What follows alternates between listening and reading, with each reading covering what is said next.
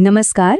CET 2026-27 માટેની નોંધણી શરૂ થઈ ગઈ છે અને આ વખતે પ્રક્રિયામાં કેટલાક બહુ મોટા ફેરફારો થયા છે.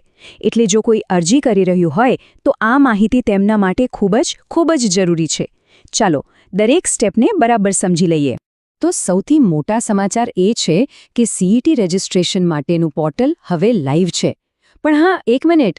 જો એવું લાગતું હોય કે ગયા વર્ષ જેવી જ પ્રોસેસ હશે તો એવું બિલકુલ નથી. આ વર્ષે મોટા ફેરફારો છે અને એક નાનકડી ભૂલ પણ ભારે પડી શકે છે.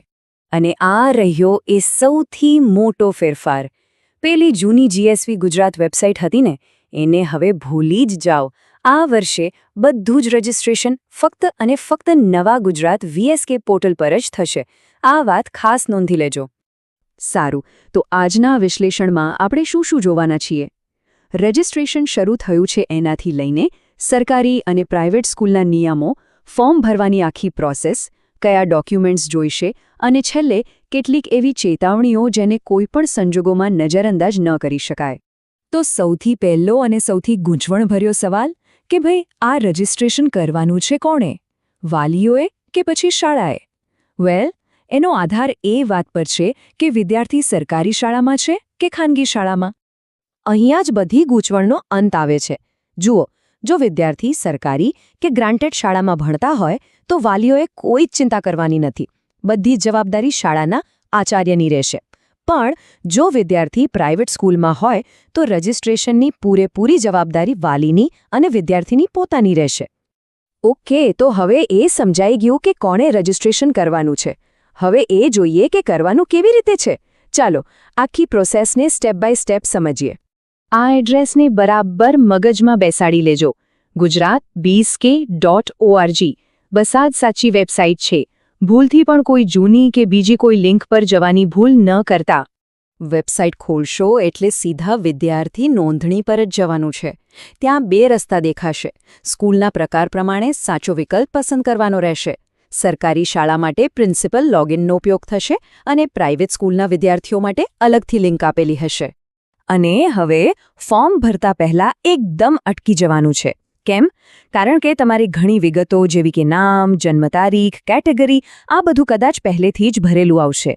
એનો એક અક્ષર ધ્યાનથી ચકાસી લેજો, કારણ કે એકવાર આગળ વધ્યા પછી આમાં કોઈ જ ફેરફાર નહીં કરી શકાય.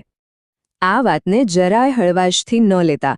અત્યારની એક નાનકડી ભૂલ પાછળથી એડમિશન પ્રોસેસમાં બહુ મોટી મુશ્કેલી ઊભી કરી શકે છે. એટલે બમણી વાર ખાતરી કરવી એ ખૂબ જ જરૂરી છે. ચાલો હવે વાત કરીએ ડોક્યુમેન્ટ્સની. કયા કાગળિયા તૈયાર રાખવાના છે અને અપલોડ કરવાના છે. હવે આ લિસ્ટ જોઈને ગભરાવાની જરૂર નથી. મોટાભાગના લોકો માટે આમાંથી ઘણા ડોક્યુમેન્ટ્સ લાગુ નહીં પડે. આ બધા દસ્તાવેજો ત્યારે જ અપલોડ કરવાના છે જો કોઈ ખાસ કેટેગરી જેમ કે OBC, SC, ST કે પછી બીજા કોઈ વિશેષ સંજોગોમાં અરજી કરી રહ્યા હોય. આ એક નાનકડી પણ બહુ જ કામની ટેકનિકલ માહિતી છે. 5 MB યાદ રાખજો. જે પણ ડોક્યુમેન્ટ અપલોડ કરો એની ફાઇલ સાઇઝ 5 MBથી વધારે ન હોવી જોઈએ. જો ફાઇલ મોટી હશે તો એ અપલોડ જ નહીં થાય અને છેલ્લી ઘડીએ તકલીફ પડશે.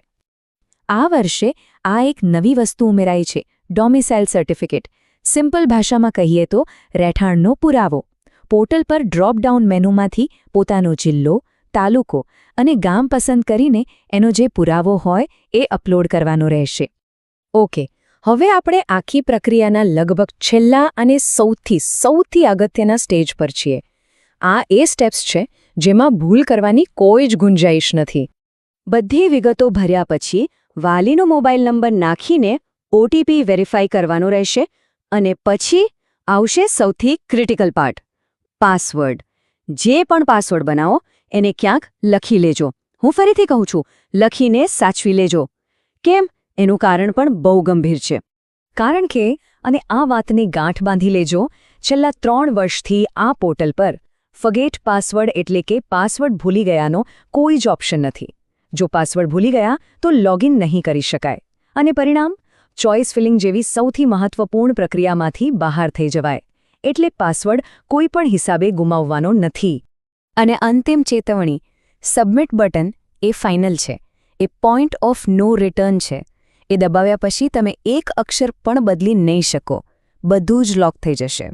તો સબમિટ બટન પર ક્લિક કરતા પહેલા એક ઊંડો શ્વાસ લઈને બધી જ માહિતી 100% સાચી છે કે નહીં એ ફરી એકવાર તપાસી લેવું ખૂબ જરૂરી છે.